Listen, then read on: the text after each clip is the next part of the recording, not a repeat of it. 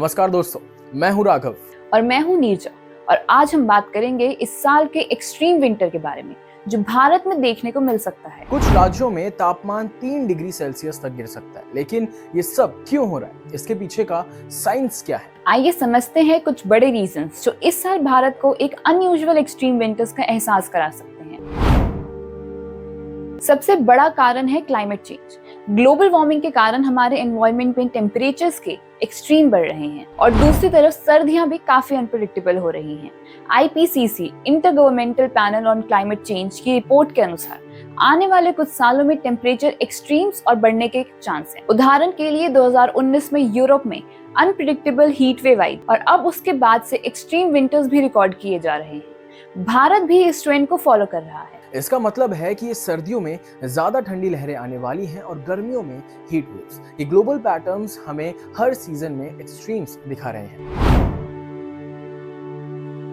ला Neena effect एक major factor है जो इस साल के एक्सट्रीम विंटर्स को एक्सप्लेन करता है।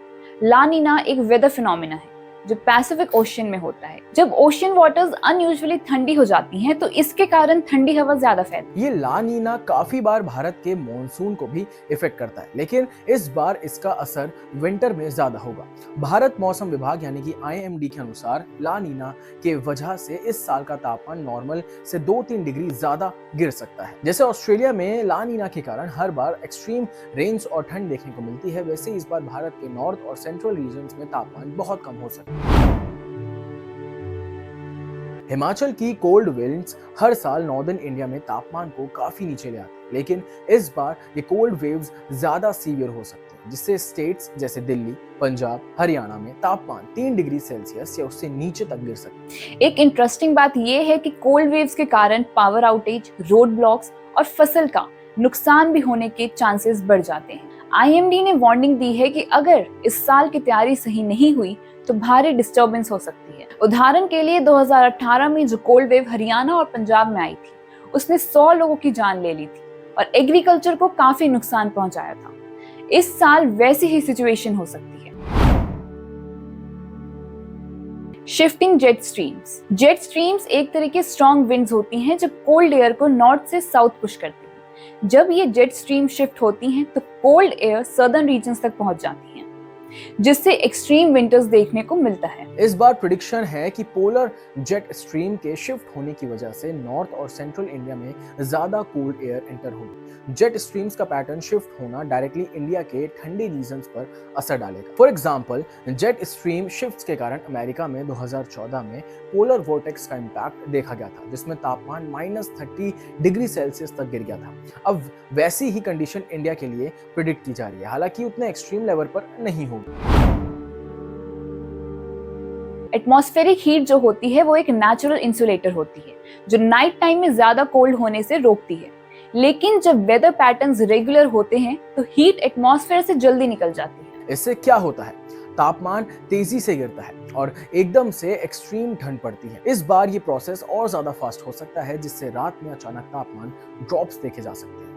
फॉर एग्जाम्पल, 2019 में दिल्ली के कुछ एरियाज में दिसंबर की रात वक्त तापमान 6 से 2 डिग्री सेल्सियस तक ड्रॉप हुआ था, जो क्लियर स्काई और लो एटमॉस्फेरिक हीट के कारण हुआ। विंड्स भी एक इम्पॉर्टेंट रोल प्ले करती हैं, खासकर सर्दियों में। अगर high pressure system north India के ऊपर फॉर्म होते हैं तो ये कोल्ड विंटर्स लोअर रीजन्स तक ले आती हैं। इस साल काफी एक्सपर्ट्स का कहना है कि ये विंड का पैटर्न काफी कुछ अनयूजुअल होगा, जिससे नॉर्दर्न और सेंट्रल इंडिया के कुछ रीजन्स में तापमान बहुत ज्यादा गिर सकता है। इस बार पंजाब, राजस्थान और मध्य प्रदेश जैसे रीजन्स में सीवियर ठंड देखने को मिल सकती है।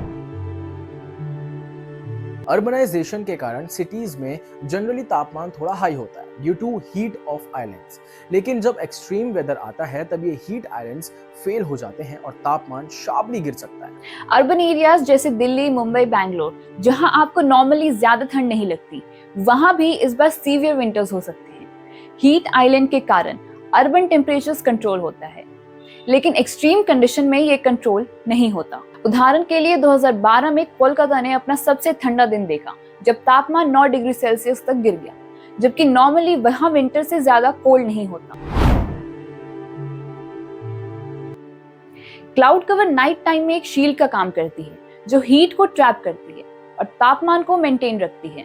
अगर स्काईज क्लियर होते हैं तो रैपिड हीट लॉस होता है और तापमान गिर जाता है। आईएमडी की रिपोर्ट्स के अनुसार इस साल क्लियर स्काईज होने की पॉसिबिलिटीज ज्यादा हैं, खासकर नॉर्दर्न प्लेन्स में। इसका मतलब है रात को सीवियर ठंड पड़ सकती है क्योंकि एटमॉस्फेयर में हीट ट्रैप होने का कोई सिस्टम नहीं होगा। फॉर एग्जाम्पल, दिसंबर 2020 में हरियाणा और पंजाब के कुछ रीजन्स में क्लियर स्काईज के कारण तापमान एक ही रात में 3 डिग्री सेल्सियस तक गिर गया था। ग्लोबल वेदर पैटर्न्स जैसे पोलर वॉर्टेक्स वीकनिंग या सडन स्ट्रेटोस्फेरिक वार्मिंग एक्सट्रीम ठंडे मौसम की स्थिति को ट्रिगर करते हैं। अगर पोलर वॉर्टेक्स कमजोर हो जाता है तो ठंडी हवा का दायरा और दक्षिण में फैल जाता है, जिससे ट्रॉपिकल एरियाज में भी ठंड का अनुभव हो सकता है। ये एनोमलीज दुनिया के कई हिस्सों में देखी जा रही हैं और इसका असर अब भारत में भी देखने को मिल रहा है। विशेषज्ञों का मानना है कि इस बार का एक्सट्रीम विंटर इन्हीं ग्लोबल वेदर एनोमलीज का नतीजा हो सकता है। मॉनसून का भी सर्दियों पर इनडायरेक्ट प्रभाव होता है। जब मॉनसून कमजोर होता है तो हवा में नमी की मात्रा कम हो जाती है, जिससे सर्दियां ज्यादा सूखी और ठंडी हो जाती हैं। आईएमडी के मुताबिक इस साल मॉनसून का असर कमजोर रहा है और इसका परिणाम हमें एक्सट्रीम ड्राई विंटर्स के रूप में देखने को मिल सकता है। इससे फसल उत्पादन और ग्रामीण क्षेत्रों में ठंड का प्रभाव काफी ज्यादा हो सकता है। फॉर एग्जाम्पल, 2021 में मॉनसून के बाद राजस्थान और गुजरात में सर्दियां बेहद सूखी और ठंडी थी क्योंकि नमी की मात्रा बहुत कम थी। तो दोस्तों, ये थे कुछ कारण जिनकी वजह से भारत में इस साल एक्सट्रीम सर्दियां देखने को मिल सकती हैं। आप अपने इलाके में इस मौसम का अनुभव किस तरह से कर रहे हैं, हमें कमेंट्स में जरूर बताएं। अगर आपको ये वीडियो पसंद आई हो तो लाइक और शेयर जरूर करें और हमारे चैनल को सब्सक्राइब करना ना भूलें। हम फिर मिलेंगे एक और इंटरेस्टिंग टॉपिक के साथ। धन्यवाद।